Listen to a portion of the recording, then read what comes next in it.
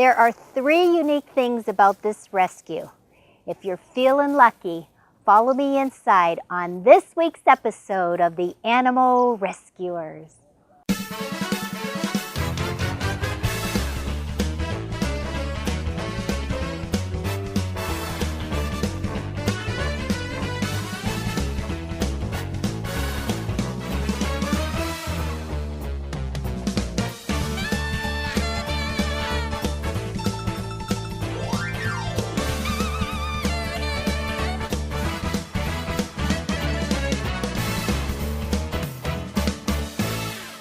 The Animal Rescuers has been adopted by Pet Planet.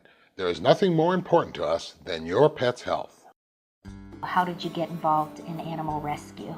I've been involved in rescue all my life, and this project was a vision-free project I've always had due to years of pulling animals out of county shelters where there's cages and doing adoptions in places where we had cages. And so I wanted to open a facility where we had cage-free living for the animals till they were adopted. And that is something that's very unique about your rescue. I've been to many. This is our 26th show. I have not seen a place like yours. And just also that you're cage-free, there's something else very unique about your rescue that sets you apart from others. And all of your animals, you told me, are what?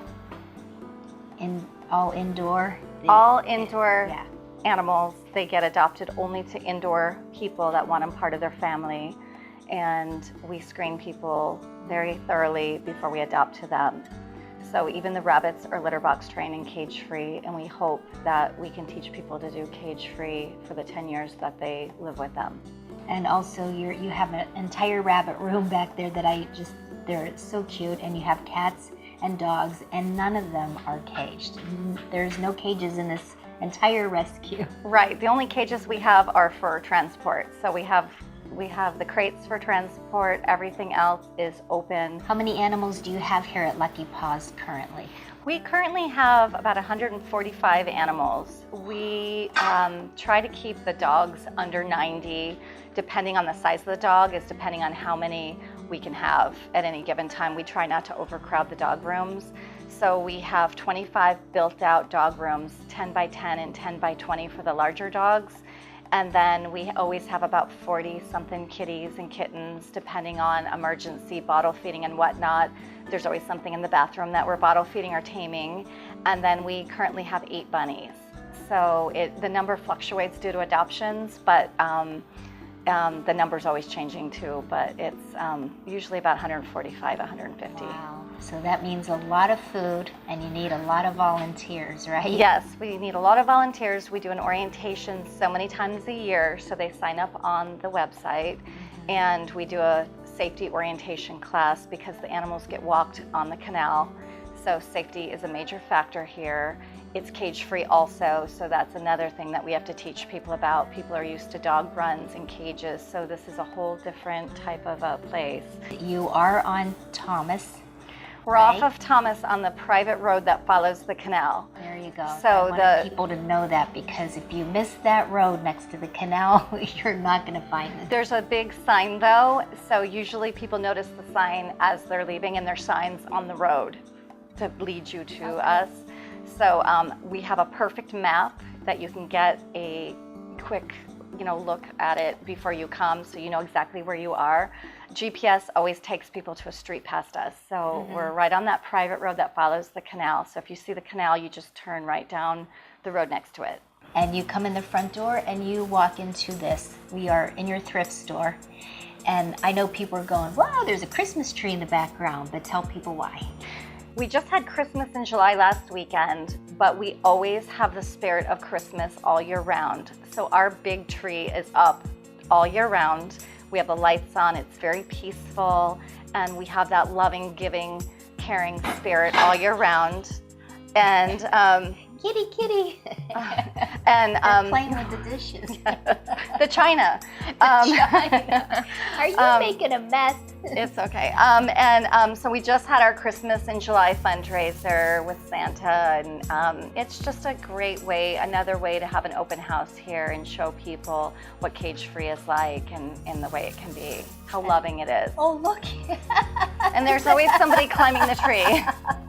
So your thrift store is another way to have people help to contribute to take care of the animals. Yes, we take slightly used to new products, clothes, books, china, anything at all, and it goes toward our vet bills. And one unique thing that you would like to have that I noticed is couches. Please tell the audience about that. Yes, the dogs sleep on couches and so do the cats. And so we use furniture, slightly used furniture. We reuse it. We're definitely a go green type of place. So we don't believe in dumping everything in the dumpster when you can use it for the animal usage. Please tell us how else we can help, because people are going to want to either adopt, donate, or volunteer, but what else can they do for your rescue? We love it when people can come help us do fundraisers. We have a big fur ball, our second one coming up at Monte Lucia in September, where we do a sit-down luncheon, and that really helps get us through a few months when people come in. It's a really heartwarming, loving environment. It's like family, and it's a great cause because it gets us through a few months, and the animals really are grateful for people coming out and showing their support. So are you a member of PAC 911? We are a member of PAC 911, and our website is luckypawsaz.org. And all of the animals are posted on the website. It's updated every couple days. And every fundraiser we do every month is always updated on there as well. And we also have a wish list. Stay tuned next week for part 2 as we tour this fabulous facility. Do you trust the food you feed? At Pet Planet, our commitment is to helping our customers navigate through the confusing world of pet food, reading ingredient panels, asking critical questions about manufacturing and ingredient quality. Our pets rely on us to make the very best decisions we can for their health, happiness, and longevity. Pet Planet is here as your partner in pet health, because there's nothing more important to us than your pet's health. You can be a part of the animal rescuers also, making a difference for the animals and bringing your business to center stage.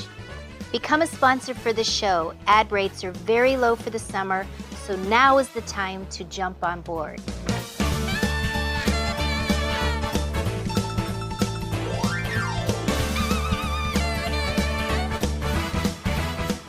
And you can be an animal rescuer too.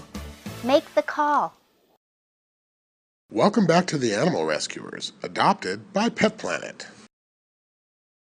We're here at Mingus Mountain. We're with the search and rescue team, and today's an exciting day because Cory and I are going to be subjects. What does that mean? We're going to hide, and the dogs are going to find us.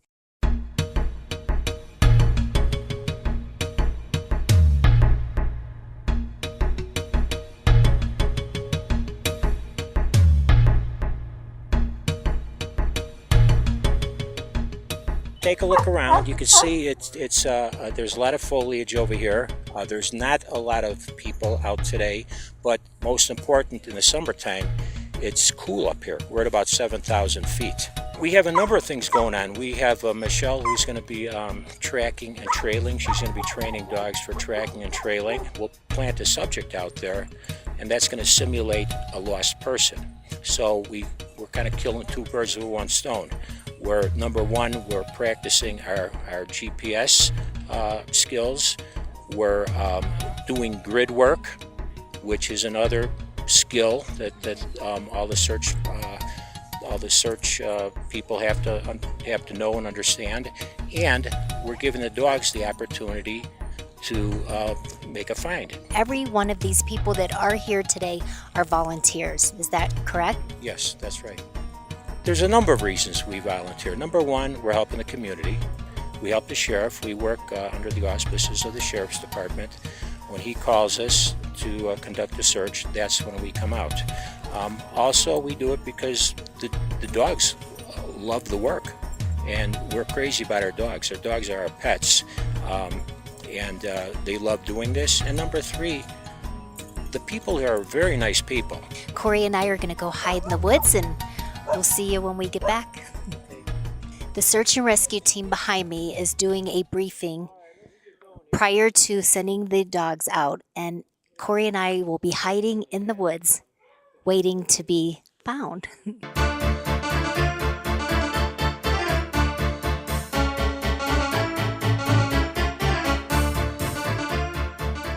Can you tell everybody where we are and what's about to happen? Yes, we're on Mingus Mountain and we're getting ready to try and hide from Nala. Nala is a little yellow lab, and she's a great air scent dog, and we're gonna put on some camo and try to fool her, but we won't be able to.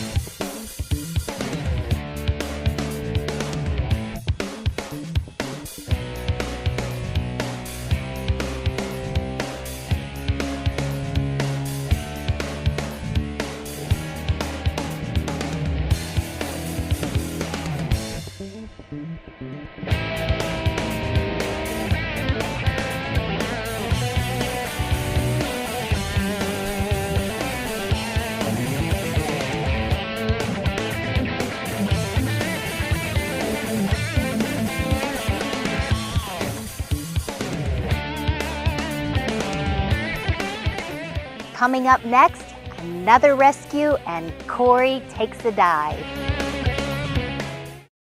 The first Pet Planet store opened in 1996 after the devastating loss of our Cocker Spaniel to cancer. What we learned then about pet health was eye-opening. The food and the treats that we were giving him did not support his immune system and may have actually harmed him. Pet Planet was established to be a community resource, a store that offers only the healthiest products and the best knowledge on pet health issues. At Pet Planet, there is nothing more important to us than your pet's health. You can be a part of the animal rescuers also, making a difference for the animals and bringing your business to center stage. Become a sponsor for the show. Ad rates are very low for the summer, so now is the time to jump on board.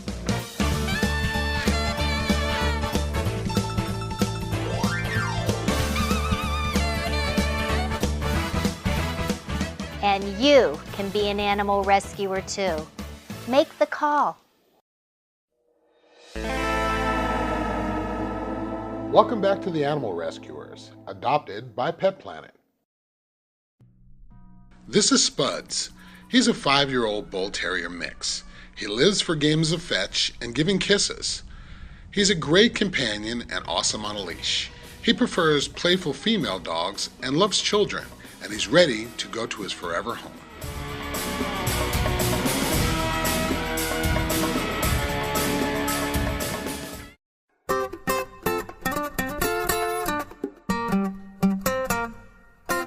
Welcome back. I'm Dr. Krista Gibson from Animal Medical Services, and this is At the Vet.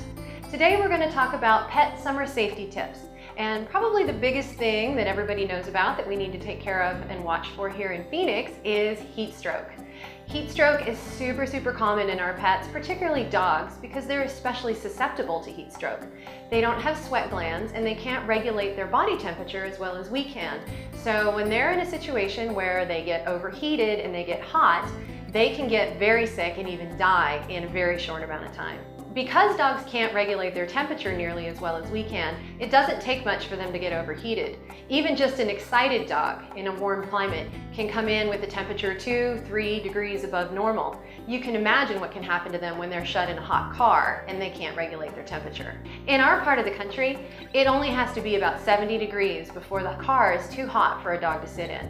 And within minutes, the inside temperature of a car can reach 150 or 160 degrees. Again, remember, your dog can't regulate its body temperature. It can't fan itself and it can't sweat. So the only way it has to regulate its temperature is through the sweat glands on its feet and through its tongue. So they pant, and they pant, and they pant. But at some point, it's not enough. Another place where dogs can really get burned, literally, is on the pavement. We don't realize it because we wear shoes all the time, but our dogs don't. And their little pads can get burned when the temperature is over 100 degrees or 150 on the pavement.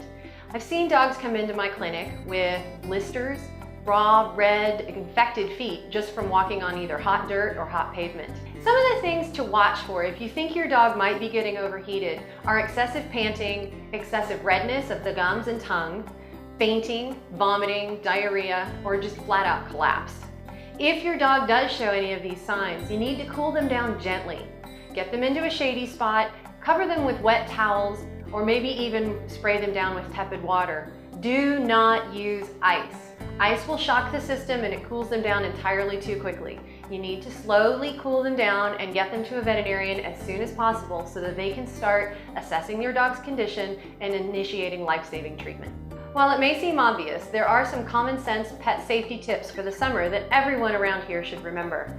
First of all, be sure your pet has plenty of shade and plenty of water. Remembering that they can't regulate their temperature well, we need to do as much as we can for them, and providing them a place to go when it's too hot, as well as lots of water to drink so that they can pant and regulate their temperature better, is the first thing that we need to do for them. Also, try not to leave them outside for very long if you can help it.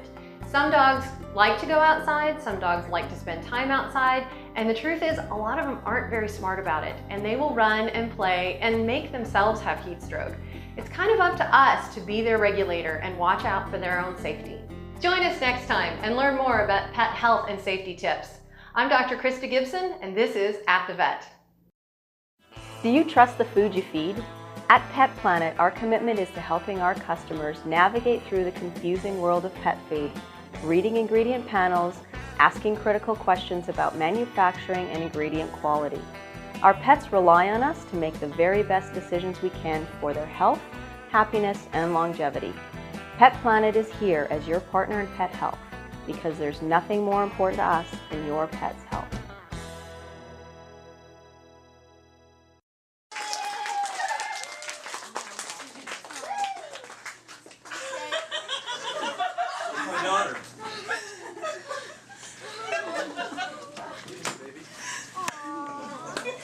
Come here.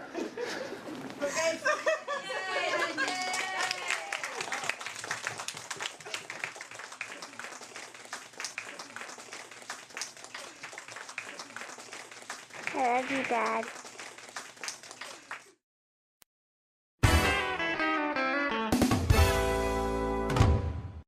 Hi, I'm Jen, and this is your Pet Planet Pet Tip of the Week. This week we're going to talk about senior aging pets. One thing to ask yourself is, when does your pet actually become a senior? If you have a dog that's a member of your family and they're a small or a medium breed, we would typically class them as a senior pet when they hit 8 to 10 years of age. If you have a large or giant breed dog as a member of your family, which by the way are classed if at an adult they're 60 pounds plus, they would be considered a senior as young as 5 years of age. This may surprise you, but the reason behind this is because they're carrying around so much excessive body weight, which can put stress on their bones and joints. So we want to take care of that from a nutritional perspective a lot younger. If you have a cat as a member of your family, we would consider them to be in the senior age bracket when they hit 10 to 12 years of age. One of the common misconceptions as pets age is that you should actually reduce their protein in order to make it easier on the kidneys. This is a fallacy. Proteins are the muscle building blocks. They're what formulates the body, and providing enough digestible protein to maintain body muscle mass is extraordinarily important for the health and well-being of your pet. When looking for a high-quality senior pet diet, make sure you're looking for the addition of a joint supplement. Look for ingredients such as glucosamine and chondroitin. Keep in mind, however, the amount that they put of this joint supplement into senior diets really is meant for prevention. If your pet is showing signs of arthritis, you want to consider supplementing with an actual joint supplement. Much like for people, glucosamine and chondroitin can be a real benefit to pets as well. Glucosamine has real benefits because it acts as an anti-inflammatory and helps to soothe some of the pain and discomfort due to arthritis. Additionally, it increases the lubrication of the joint, making movement a lot easier on your pet. Chondroitin is cartilage building blocks that really helps to regenerate damaged cartilage that we can see with aging pets. When looking at a senior supplement, consider all the options. A liquid supplement can be much more beneficial to your pet as the ingredients are absorbed at a much more efficient rate. Additionally, there are powdered formulas, tablet formulas, and even functional treat formulas for those finicky pets. The important thing to consider is the concentration level. Make sure you're reading those ingredient panels and finding concentration levels of glucosamine and chondroitin that are beneficial for treatment. Another common concern for senior pet guardians is that as their pets age, they become fussier. Additionally, senior pets typically will have had some dental work done and have lost a few teeth. One important consideration to combat both of these issues is the addition of a high-quality canned food diet. The addition of a canned food diet really helps those fussy eaters enjoy their food a lot more. Plus, the consistency of canned food really makes it a lot easier to chew for those dogs with dental issues. Stay tuned each week for another Pet Planet Pet Tip. More of the Animal Rescuers coming right up. You can be a part of the Animal Rescuers also, making a difference for the animals and bringing your business to center stage. Become a sponsor for the show. Ad rates are very low for the summer, so now is the time to jump on board.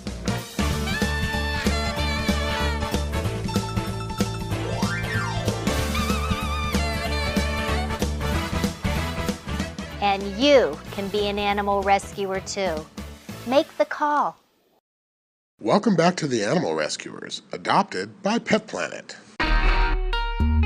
We started her with a specific scent article, which was a shirt that the subject had left at the beginning of the trail. Usually we try to grab a scent article and that's not contaminated, preferably, and we sent our dogs at the beginning of the trail and then let them establish a direction of travel, and they trail down the subject until they're able to find them. I believe the trail was over a mile and it was very successful. This dog has been training about a year.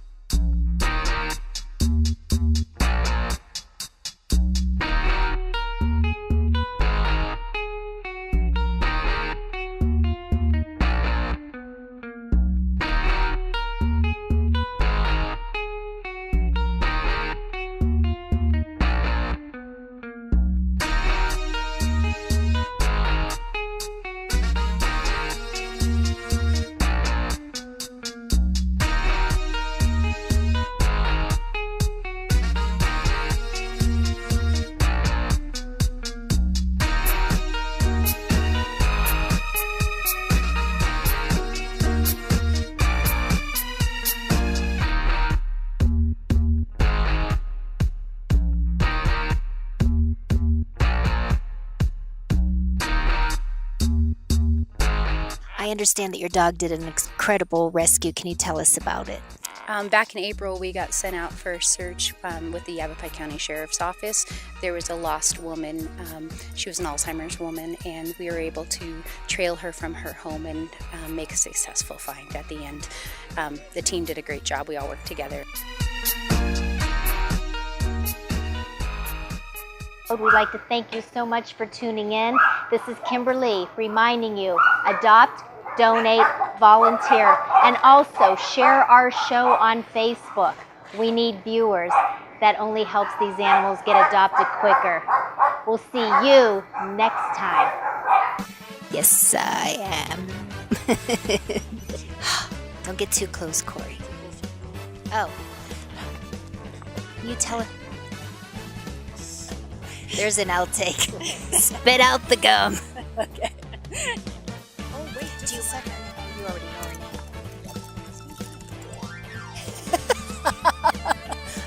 girl must look beautiful. Oh, darling.